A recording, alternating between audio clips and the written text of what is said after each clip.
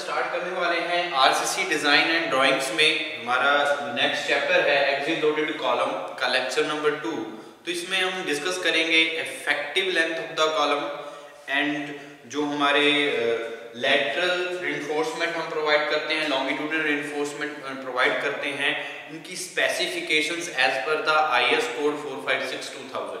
तो last lecture में हमने डिस्कस किया था कॉलम क्या होता है, क्लासिफिकेशंस क्या हैं, किसके अकॉर्डिंग हम क्लासिफाई करते हैं। हम अकॉर्डिंग टू मटेरियल देखा, अकॉर्डिंग टू शेप और according to the action of load हमने क्लासिफाई किया हमारे कॉलम्स को।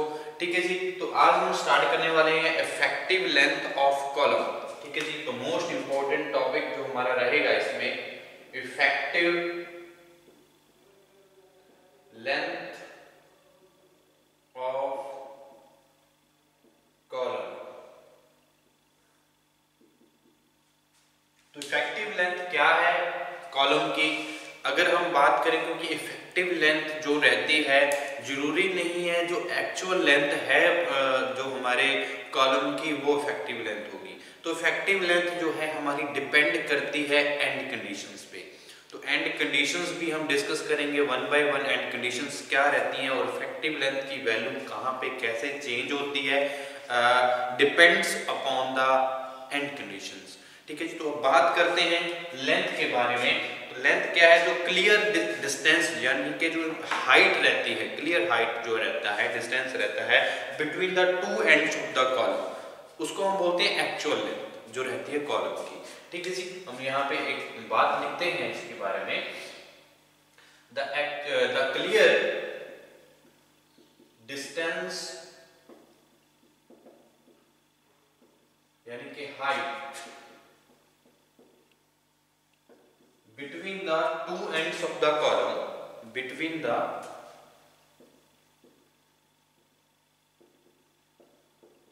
two ends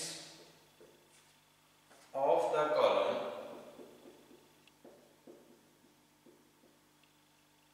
between the two ends of the column is known as actual length of column. ठीक है जी। तो एक्चुअल लेंथ क्या है, जो डिस्टेंस रहता है हमारा, क्लियर डिस्टेंस रहता है, हाइट रहती है between the two ends of the column, that is known as actual length of column. ठीक है जी।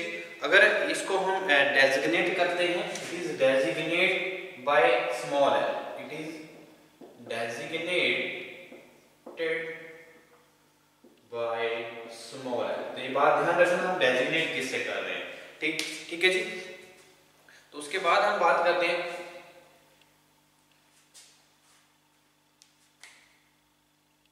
ओके। तो एक्चुअल लेंथ, अगर हम बात करें इफेक्टिव लेंथ की, तो इफेक्टिव लेंथ क्या रहेगी। एक्चुअल लेंथ तो हम एंड टू एंड जो सपोर्ट का डिस्टेंस रहता है, क्लियर डिस्टेंस है, तो उसको हम एक्चुअल लेंथ बोल देते हैं कॉलम की। तो इफेक्टिव लेंथ क्या है, the length of column which takes the length of column which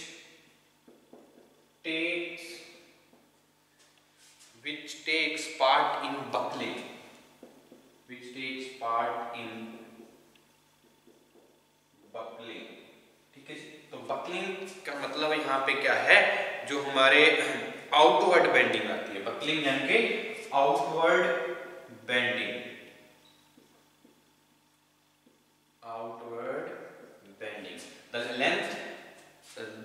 the length of column which takes part, the length of the column, the length of column which takes part in buckling when subjected to external loading, when subjected to external when subjected to external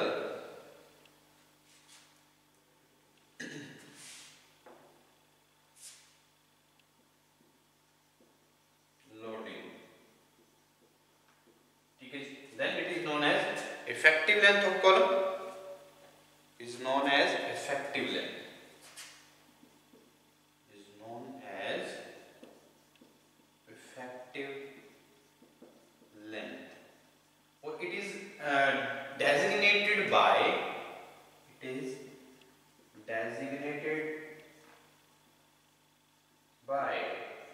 L effective, ठीक है जी। तो L effective से हम इसको designate करते हैं, ये बात भी आपने ध्यान रखनी है।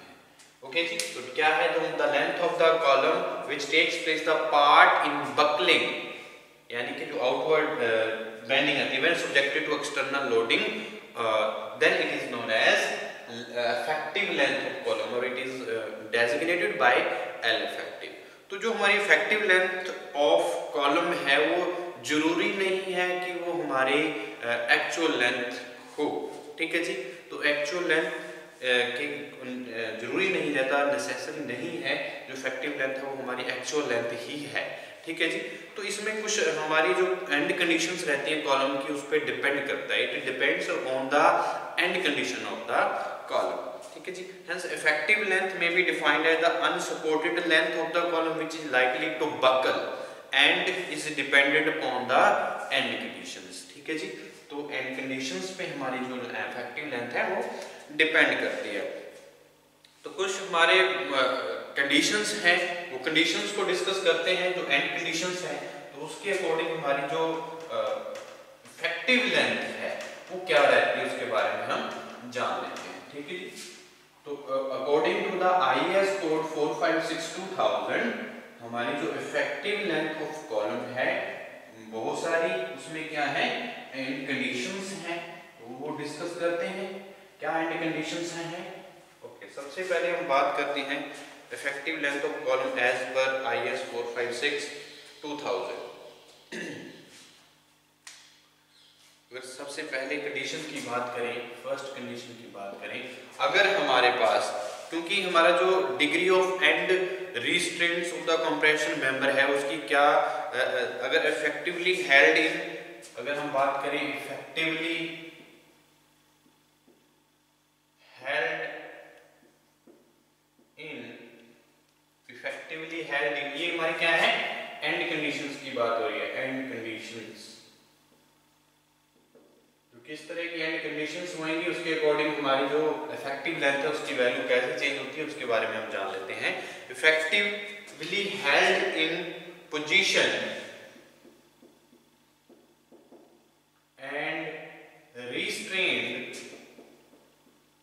and restrained against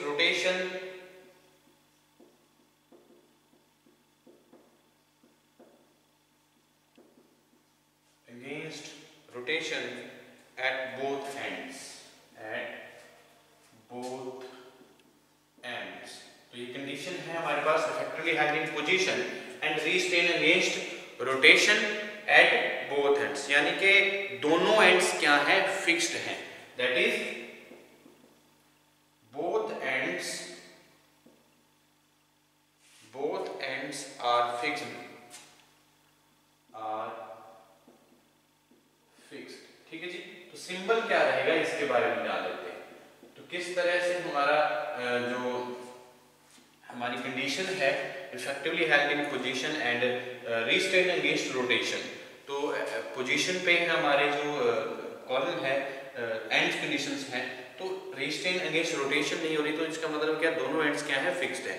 तो किस तरह से हम इसको शो करेंगे कॉलम को, तो इस तरह से कुछ हमारा जो कॉलम है हम इस कंडीशन को शो कर पाएंगे। तो दोनों एंड्स क्या है, हम यहाँ पे दोनों एंड्स क्या है यहाँ पे फिक्स्ड है, ठीक है जी। तो ये हमारी क्या है कंडीशन रहेगी, या ऐसे बकल करेगा ये हमारा कॉलम, ठीक है जी। तो ये सिंबल रहेगा। तो यहाँ पे theoretically value of effective length क्या रहेगी, ठीक है जी। तो थ्योरेटिकली वैल्यू क्या रहेगी यहाँ पे इफेक्टिव लेंथ की, यहाँ पे बात करते हैं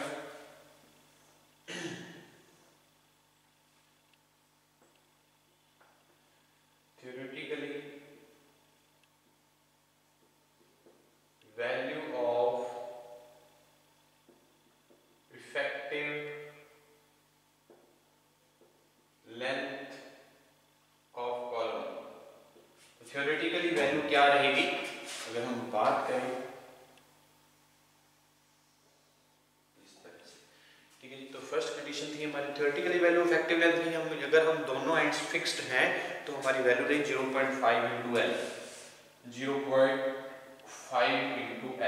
तो ये बात ध्यान रखनी है आपने। 0.5 इंटू एल हमने फर्स्ट कंडीशन में, ये देखो ये वैल्यू जो है 0.5 इंटू एल आई है जो, ये क्या है, जो हमारी वैल्यूज एल यहाँ पे क्या है, एक्चुअल जो लेंथ रहेगी कॉलम की, और 0.5 अगर हम इसको मल्टीप्लाई करते हैं तो हमारे पास की क्या आएगी, effective length, theoretically value of effective length. अगर रिकमेंडेड वैल्यू की बात करें इफेक्टिव लेंथ की तो 0.65 आएगी। अगर हम बात करें रिकमेंडेड वैल्यू, ठीक है जी, recommended value of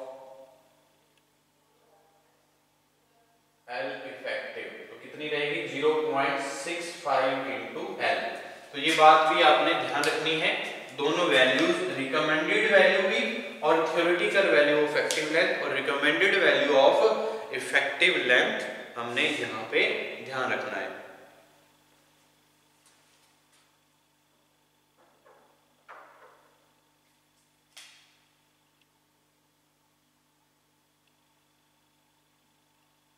recommended value of effective length, ठीक है जी।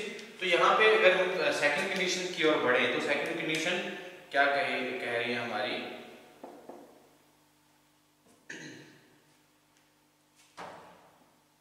ओके, तो हमारे क्या है, दोनों एंड्स क्या थे, फिक्स्ड थे। अगर हम बात करें जो एंड कंडीशंस हैं, क्या डिग्री रहेगी एंड कंडीशंस की, वो क्या है, अगर respectfully held in position eight both ends, यानी कि fixed at one and hinged at the other and, fixed at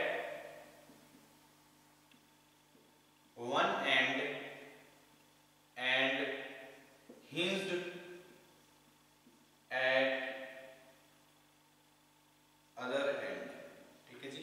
तो एक एंड क्या है कि कंडीशन है हमारी, एक एंड तो हमारा क्या है, फिक्स है, और दूसरा एंड क्या है, हिंज्ड है। तो इस तरह की जो कंडीशंस आएंगी तो उस टाइम हम क्या, कैसे इसको हम देखेंगे। जो हमारी इफेक्टिव लेंथ है, अदर एंड क्या है, हिंज्ड है, और एक एंड क्या है, फिक्स्ड है, fixed at one end and hinged eight other and, ठीक है जी। तो इस तरह की कंडीशंस को हम किस तरह से देखें, तो हम इस तरह से अगर सिंबल की बात करें तो इसको एक हमारा क्या है, हिंज्ड है, और दूसरी क्या है, एक एंड हमारा हिंज्ड है और दूसरा क्या है, फिक्स्ड है। तो यहाँ पे फिक्स्ड कुछ इस तरह से बकलिंग होगी, ठीक है, तो इस तरह से हम शो करेंगे इसको, ओके। तो ये हमारा क्या है, थ्योरेटिकली वैल्यू क्या रहेगी इस कंडीशन के लिए। अगर हम सेकंड कंडीशन की बात करें तो 0.7 इंटू एल, 0.7 इंटू एल, और अगर रिकमेंडेड वैल्यू की बात करें तो रिकमेंडेड वैल्यू रहेगी 0.80 एल, 0.80 इंटू एल। तो ये रिकमेंडेड वैल्यू है, ठीक है जी, थ्योरेटिकल वैल्यू और रिकमेंडेड वैल्यू, ये वैल्यूज आपने याद रखनी है, ये वैल्यू बहुत ज्यादा इंपॉर्टेंट रहेंगी। थर्ड वन कंडीशन की बात करें तो थर्ड वन कंडीशन में हम बात करने वाले हैं इसमें, जो हमारा बोथ एंड्स अगर हिंज्ड हो तो क्या रहेगा, ठीक है जी, बोथ एंड्स आर हिंज्ड, अगर दोनों एंड्स ही हिंज्ड हैं तो हम क्या होगा, जो हमारी कंडीशन है, अगर हम बात करें सिंबल की, तो सिंबल किस तरह से हम शो करेंगे, अगर बोथ एंड्स हिंज्ड हो, ठीक है जी, तो कुछ इस तरह से हमारा सिंबल होगा, और जो बकलिंग आएगी वो कुछ इस टाइप से आएगी, ठीक है जी। तो ये हमारा क्या है, बोथ एंड्स हिंज्ड, ठीक है जी। तो ये कंडीशन रहेगी हमारी। अगर हम बात करें तो इफेक्टिव लेंथ की, तो इफेक्टिव लेंथ क्या होगी, जितनी एक्चुअल है हमारी इफेक्टिव लेंथ के इक्वल रहेगी 1 इंटू एल। और अगर हम रिकमेंडेड वैल्यू की भी बात करें तो रिकमेंडेड वैल्यू भी हमारी इतनी ही रहेगी, सेम रहेगी दोनों, 1 इंटू एल, ठीक है जी। तो ये बात आपने ध्यान रखनी है, ये हमारी कंडीशंस हैं according to theoretical value of effective length और recommended value of effective length क्या रहेंगी वो हम डिस्कस करें। तो नेक्स्ट अगर हम बात करें, अगर हमारे पास effectively held in position and restrain against rotation at one end, एक तो हमारी क्या है, रोटेशन के अगेंस्ट हमारा एंड्स जो है वो फ्री है, और एक हमारा क्या है, फिक्स्ड है। तो उसके अकॉर्डिंग अगर हम बात करें कंडीशंस हैं, नेक्स्ट कंडीशन की बात करें तो क्या रहेगी, तो ये कंडीशन जो है बहुत इंपॉर्टेंट रहती है और ये थ्योरेटिकल वैल्यूज और रिकमेंडेड वैल्यूज को हम यूज करते हैं डिजाइन प्रोसीजर के लिए। तो and condition, next and condition की बात करें तो हमारी रहेगी स्टेप 4 नंबर कंडीशन की ओर बढ़े तो एंड कंडीशंस है हमारे पास effectively held in position, effectively held in position but and restrained against rotation and restrained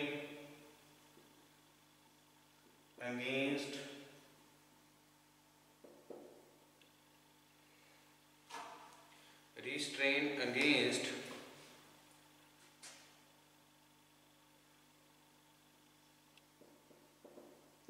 rotation, ठीक है जी, rotation and at the other end partially restrained and at other end partially restrained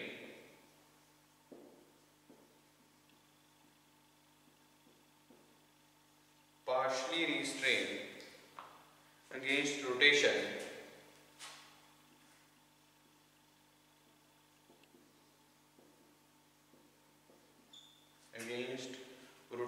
but not held in position, but not held in position, ठीक है जी। तो ये condition है हमारे पास effectively held in position and restrained against rotation। तो position पे तो हमारे क्या है कंडीशंस हैं, पर रोटेशन के अगेंस्ट हमारे क्या है नहीं है, फिक्स है। एंड एट अदर एंड्स, अगर दूसरी की बात करें तो वो पार्शली रिस्ट्रेन्ड है बट रोटेशन के अगेंस्ट वो जो पोजीशन है वो हेल्ड नहीं है, ठीक है जी। तो ये बात है, हम अगर हम बात करें सिंबल की तो सिंबल हमारी कंडीशन के लिए कैसे ड्रॉ करेंगे हम सिंबल, ठीक है जी। तो सिंबल क्या रहेगा, कुछ इस तरह से हम एक एंड जो है इसमें फिक्स्ड है, एक एंड क्या है रिस्ट्रेन्ड है, ठीक है जी। तो इसमें जो बकलिंग आएगी कुछ इस तरह से बकलिंग आएगी,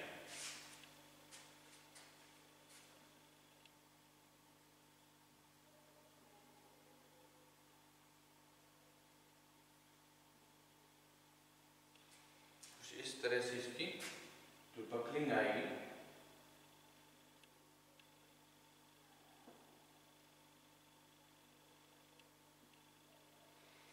इस तरह से, ठीक है जी। इस तरह से हम सिंबल को, इस कंडीशन को ड्रॉ करेंगे। तो ये हमारा क्या है, थ्योरेटिकली वैल्यू की बात करें, theoretical value of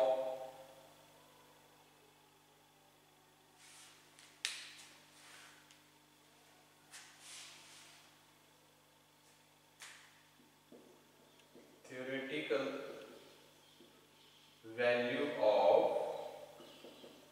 effective length, ठीक है जी। कितनी की 1 into L ही रहेगी हमारे पास थ्योरेटिकल वैल्यू, ठीक है जी, इस कंडीशन के लिए। और 1.20 अगर हम बात करें रिकमेंडेड वैल्यू की, तो रिकमेंडेड वैल्यू जो रहेंगी L इफेक्टिव लेंथ की वो क्या रहेंगी 1.20 into L, ठीक है जी। ये बात की आपने ध्यान रखनी है। और अगर नेक्स्ट अगर हम बात करें, नेक्स्ट हमारी कंडीशंस की ओर बढ़े तो नेक्स्ट कंडीशन क्या रहेगी, effective length of the columns effectively held in position and restrained against rotation, effectively held in position and restrained against rotation, restrained against rotation at one end and the other end, at one end and the other end। तो other and क्या रहेगा हमारा, other and partially restrained against the rotation, partially restrained against rotation but not held in position, ठीक है जी, rotation but not held in position, but not held in position, ठीक है जी। तो ये क्या है हमारे पास, जो effectively held in position है and restrained against rotation, ठीक है जी। तो एक एंड पे हमारा क्या है रिस्ट्रेन और अदर एंड जो है पार्शली रिस्ट्रेन है अगेंस्ट है रोटेशन के, उस टाइम हमारा क्या रहेगा, जो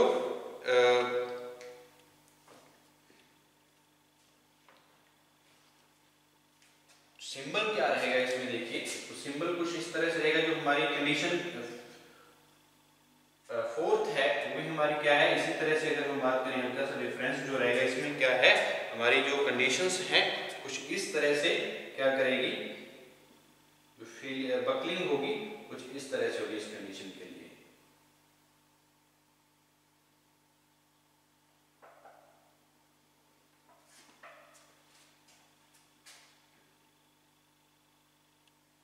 ठीक है जी। तो ये क्या है, अगर हम बात करें थ्योरेटिकल वैल्यू, थ्योरेटिकल वैल्यू नहीं हमारे पर, रिकमेंडेड इफेक्टिव लेंथ की वैल्यू इस कंडीशन के लिए रखिए 1.50 into L, 1.50 into L, तो ये बात ध्यान रखनी है आपने यहाँ पे। नेक्स्ट अगर कंडीशन की ओर बढ़े तो नेक्स्ट कंडीशन क्या रहेगी, ये बात भी हम यहाँ पे देख लेते हैं।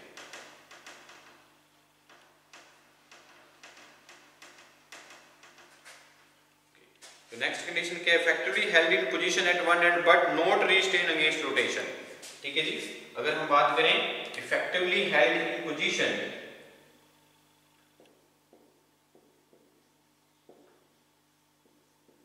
Held in position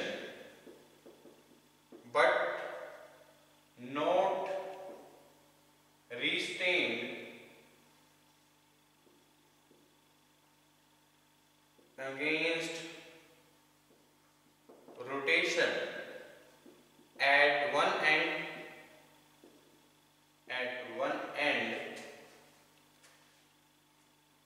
and at the other end restrained against rotation but not held in position, ठीक है जी। but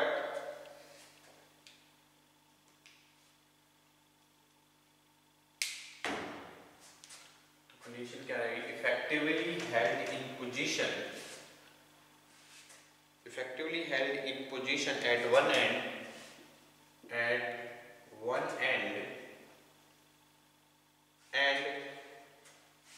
but not restrained against rotation, but not restrained against rotation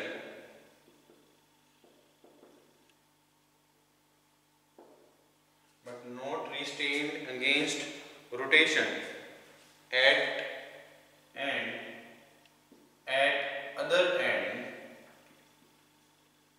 other ends restrained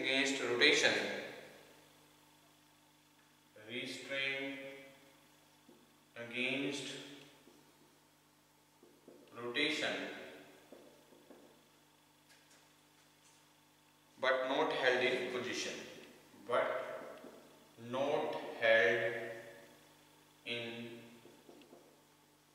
position, तो इस तरह की जो conditions रहेंगी उसके according देखें तो हमारी जो effectively held in position at एक एंड हमारा जो है हेल्ड है, हमारा फिक्स है, ठीक है जी, एक एंड, बट वो रिस्ट्रेन अगेंस्ट रोटेशन नहीं हो सकता अगर हेल्ड है, ठीक है जी। उसके बाद अदर एंड की बात तो वो क्या है, रिस्ट्रेन अगेंस्ट रोटेशन है पर पोजीशन पे हेल्ड नहीं है, अपनी पोजीशन पे फिक्स नहीं है। तो इस तरह की कंडीशन पे हम अगर सिंबल की बात करें तो इस तरह का सिंबल जो होगा वो इस तरह होगा, ठीक है, क्योंकि एक जो फिक्स है एक रिस्ट्रेन और दूसरा क्या है हमारा फिक्स नहीं है। तो इस तरह की जब कंडीशन आती है तो हमारी जो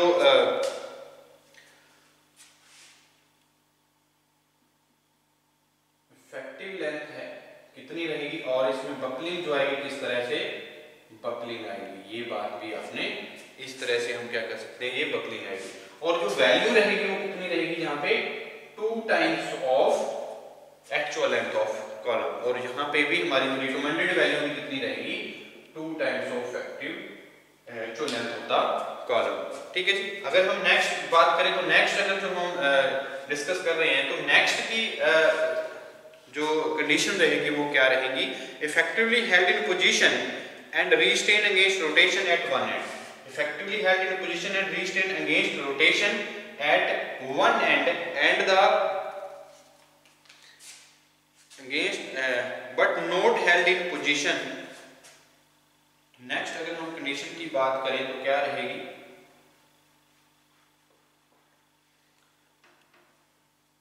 कंडीशन नंबर 7, ठीक है। Effectively held in position and restrain against rotation at one end but not held in position, but not held in position, ठीक है, but not held in position, nor restrain against, nor restrained against, not restrained against rotation at other end, rotation at other ends, ठीक है जी। यानी कि fixed at one and free at other and, ठीक है जी। क्या है, fixed at one end and free at other and. एक and क्या हो, फ्री हो, एक एंड क्या हो, फिक्स्ड हो। तो उस टाइम हमारी जो कंडीशन रहेगी वो क्या है और इफेक्टिव लेंथ की वैल्यू है वो क्या रहेगी, ठीक है जी। तो हमारा जो सिंबल है, क्योंकि हमारा एक एंड क्या है, फ्री है, और दूसरा एंड क्या है, फिक्स्ड है, ठीक है। तो इस तरह से हम सिंबल ड्रॉ करेंगे और जो हमारी बकलिंग होगी कुछ इस तरह से होगी, ठीक है जी। तो ये किसके लिए है, effectively held in position and restrain against rotation. एक तो हमारा फिक्स है एक एंड, और रीस्टेन अगेंस्ट है, रोटेशन नहीं हो सकती फिक्स है तो, and nor restrain against rotation and other ends जो है बिल्कुल रीस्टेन नहीं है, और ये यानी कि एक एंड फिक्स है और दूसरा एंड फ्री है। तो उस तरह का हमारा सिंबल रहेगा। और हमारे पास जो वैल्यू आएगी, थ्योरेटिकल वैल्यू अगर हम बात करें तो 2 × L रहेगी, और रिकमेंडेड वैल्यू भी 2 × L रहेगी, ठीक है जी। तो जैसे हमारा क्या था, ये कंडीशन थी, इसी कंडीशन के अकॉर्डिंग हमारी ये भी कंडीशन रहेगी। तो ये हम क्या कर सकते हैं, इस तरह के जो वैल्यूज हैं, ये सारी की सारी इफेक्टिव लेंथ है जो हमने डिस्कस की, ठीक है। तो नेक्स्ट लेक्चर में डिस्कस करते हैं नेक्स्ट टॉपिक को।